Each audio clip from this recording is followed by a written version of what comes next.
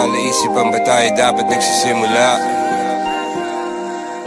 Baby, pakiusap. Kung magpapakilala sana, para bang idaan mo lahat sa hawa. Naligaw lang sa dinami-dami ng mga pasikot-sikot sa iyong katawan. Sana lang ay magpadaan.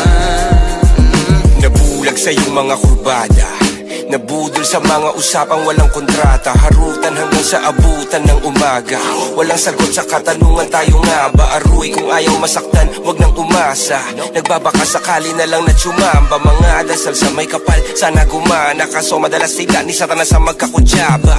Matagal ko na itong pinapanalangin na ika'y tuluyang mapaibig sa'kin. Ngunit ako'y parang dagan, di na kitang nanlawin. Pinaglaruan tapos pinakawalan rin. Tinigay tahimik, isip ay malalim. Hirap lang basahin, tila babaybayin. Sarili kong lingwahe ng pag-ibig ay pag-amin. Ikaw ginawa mong sining ang pagiging sinungaling. Kung magpapakilala sana, para bang idaan mo lahat sa hawa. Naligaw lang sa dinami-dami ng mga pasikot-sikot sa iyong katawan. Sana lang ay magpadaan. Ano ba talaga tayo?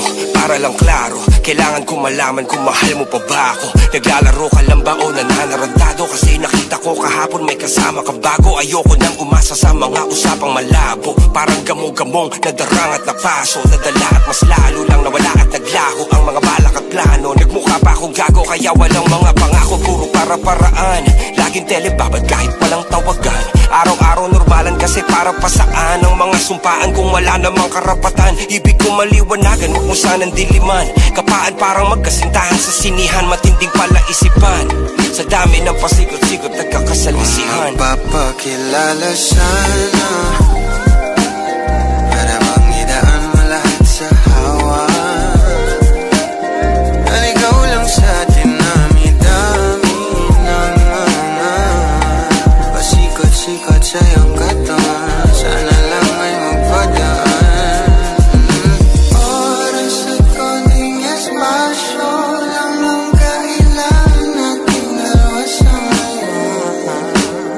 Ngunit parang di naman to hadlang. Palapit na tayo sa kalawakan.